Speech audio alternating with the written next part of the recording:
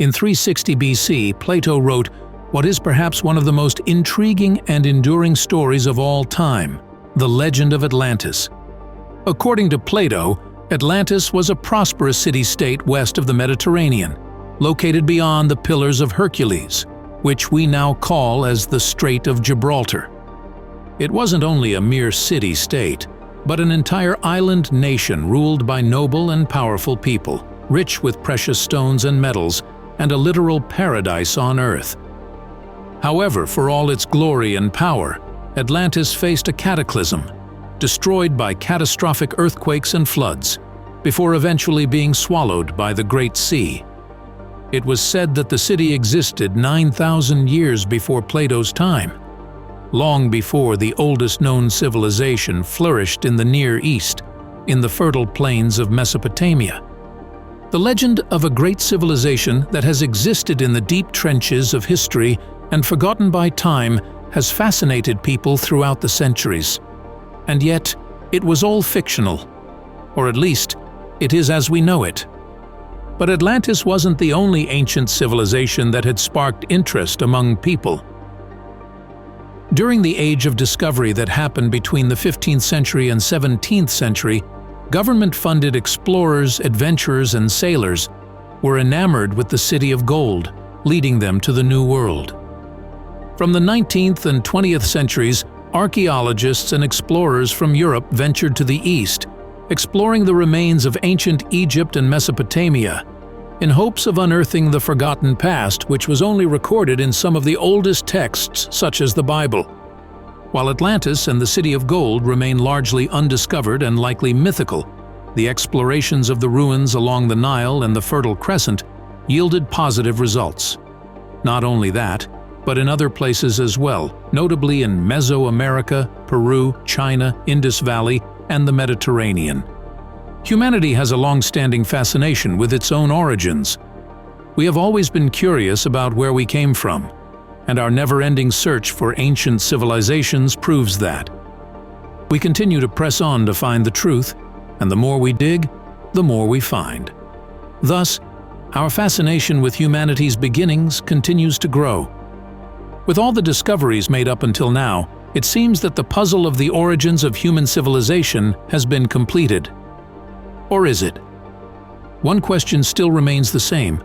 What secrets do these ancient civilizations hold? Do we actually know everything?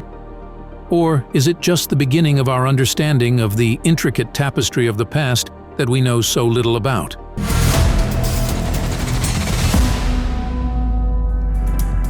Ancient Egypt and Sudan, the 25th dynasty, the Nubian dynasty. When talking about the oldest civilizations, ancient Egypt is surely one of the first places that comes to mind.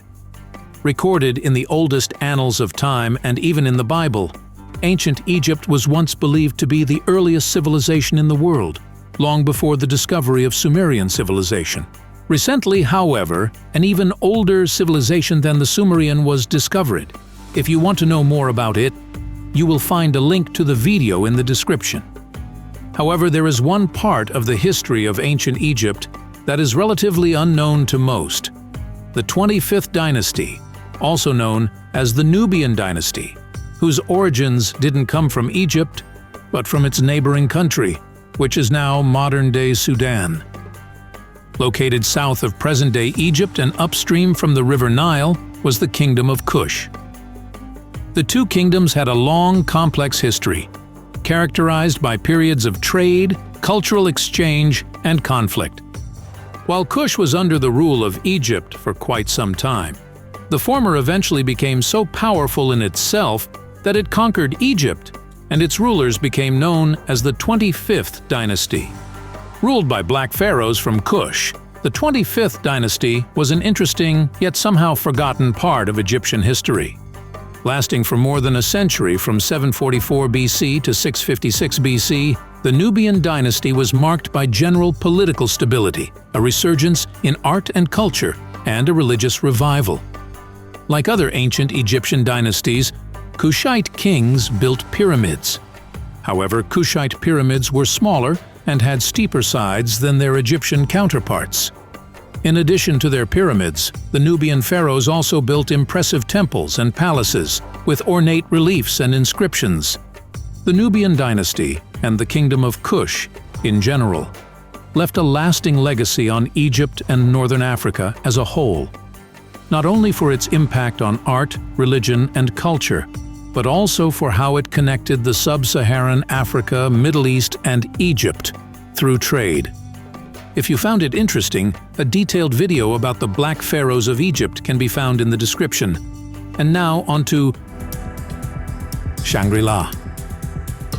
Deep in the Kunlun Mountains on the northern edge of the Tibetan Plateau, a utopian city was said to have existed. Called Shangri-La, this was a place where people lived for hundreds of years, aging slowly and living blissful lives. Indeed, it was a paradise on earth, or at least it should have been. Featured in the novel Lost Horizon by James Hilton, Shangri-La was a utopic place said to be located somewhere in the Himalayas.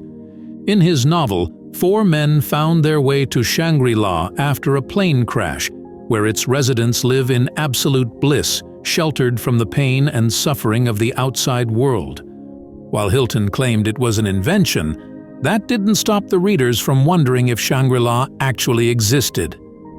Before Lost Horizon was published, Hilton actually visited an isolated verdant valley on the China-Pakistan border called the Hunza Valley.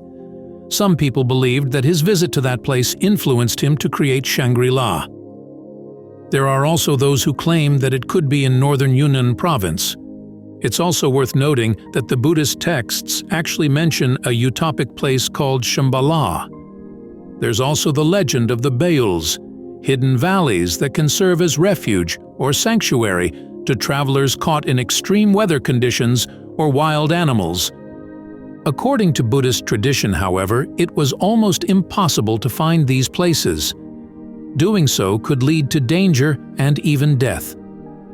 Could it be Hilton based his Shangri-La on an actual existing place? Or was it just mere fiction, perhaps inspired by the legends that Hilton may have heard during his travels? Either way, like Atlantis, many are still seeking Shangri-La and places similar to it. If found, it might not only hold the key to our past, but our future as well. The Lost Cities of Inca. Speaking of lost cities, few are as fascinating as that of the Incas. Spanning across the world's largest mountain range, the Andes Mountains, the Inca civilization is among the oldest in the world. Originating from the Peruvian highlands, the Inca Empire lasted from 1438 to 1533, ending with the Spanish conquest. While it's not exactly one of the oldest, the Inca Empire was known for its engineering and architectural marvels, among other things. After its fall, the cities that had once so gloriously stood in the vast empire were reclaimed by nature and became the stuff of legends, and later on, rediscovered by explorers. One of the most iconic places in South America was the Machu Picchu, famous for its impressive scenery, incredible stonework, and overall enigma of the place.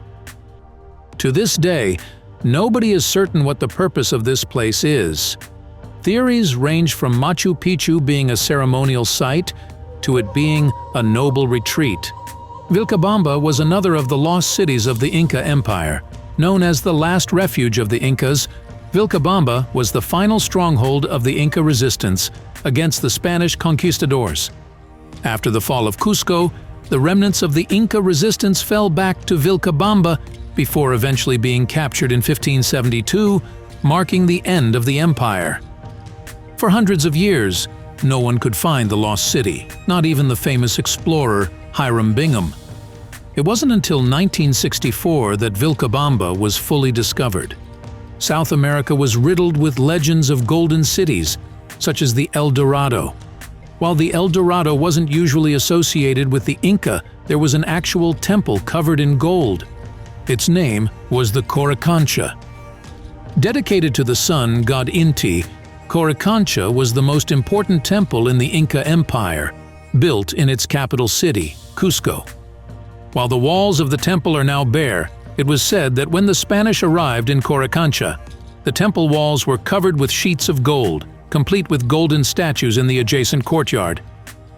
However, the crowning glory of it all was the giant sun disk, aligned in such a way that during the summer solstice, it illuminated the sacred place. According to reports, the Spanish conquistadors peeled off the golden sheets from the walls and brought it all back to Europe, leaving only the sun disk simply because it was difficult to transport it. However, when they returned for the prized object, it was nowhere to be found. With these cities and Coricancha in mind, it's not impossible that there are more lost cities waiting to be discovered in this part of South America. The invention of LiDAR has advanced exploration and mapping to a great extent. Just recently, scientists have found expansive cities in the vast Amazon jungle. You can find a detailed video about this in the description. Who knows what more secrets lie in the enigmatic mountain ranges of the Andes? Colchis.